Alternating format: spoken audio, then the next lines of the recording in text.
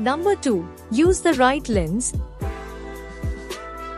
If you shoot videos with a DSLR camera, you need to make sure you are using the right type of lens to get your desired shots.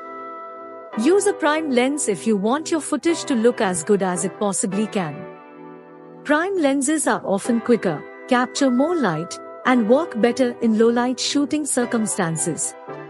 Since they are made to be sharp at just one focal length, they also have excellent depth of field and tend to produce a sharper videos when used for videography and even photography.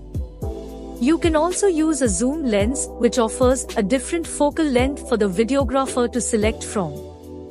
A zoom lens can be manually adjusted by a user to create focused footage throughout a wide range of distances from the subject, from very close up to very far away. For more info on this, check out our video on camera lenses.